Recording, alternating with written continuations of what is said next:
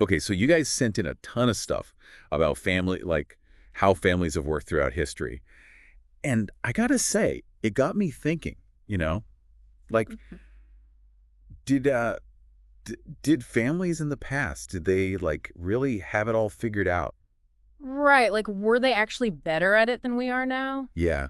Like you see those old paintings, like the Norman Rockwell kind of thing. Mhm. Everyone's gathered around the table, big smiles, and it's all, you Like know, a perfect little village. exactly. But Mm. looking at what you guys sent in, it seems like it might have been a little more complicated than that. Well, yeah, I mean, one of the things that your sources pointed out was that back then, families, especially in, like, the 1800s, they kinda had to rely on each other, you know? Hmm. Yeah, W because everyone was so spread out. Not spread out, actually, it was more like the opposite. Oh, right. More like stuck together. Exactly. Like, your sources talk about how back then people didn't really move around as much. There wasn't as much, opportunity to just pick up and go somewhere else. Okay, so they were stuck together.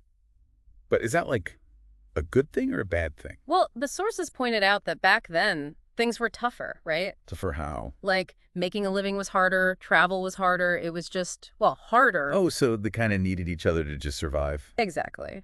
But it wasn't like they were always happy about it. One study even says there was just as much conflict back then. It's just they couldn't really get away from each other. Ah, so it was more about necessity than like genuine closeness. Yeah, kind of like we're stuck in this together, whether we like it or not. But then things started changing, huh? Big time. I mean, look at how we live today. Yeah, like my sister, she moved across the country for a job. See, that's the kind of thing that would have been way less common back then. And technology, right?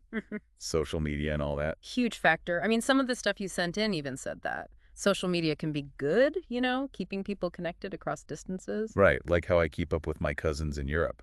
But it also said that some families only, like, talked online. And that they felt less close. Exactly. Huh, that makes sense, I guess. Right. Like a quick text is not the same as actually having dinner with someone. Right. Not at all. But here's another thing. What about all this talk about individualism? Is that like bad for families? It's interesting, right? Because one of your sources argued that. This whole shift toward being more individual, it actually let people make different kinds of families. Different how? Like families that aren't just based on, who you're related to. You mean chosen families? Like Mhm. friends who are as close as family? Exactly. And it meant that people could build families based on what they actually wanted, not just what society told them they had to do. So it's less about being stuck together and more about actually choosing who you're close to. Right. It's about shared values, genuine connection, that kind of thing. Okay, so maybe we shouldn't be trying to go back to the way things were, Hmm. but we can learn something from like how families used to be. Absolutely. Your sources had some good tips, like having regular rituals as a family, even if they're small. Like what kind of rituals? Dinner together every week, game night, even just a phone call. Just so you have that time set aside, huh?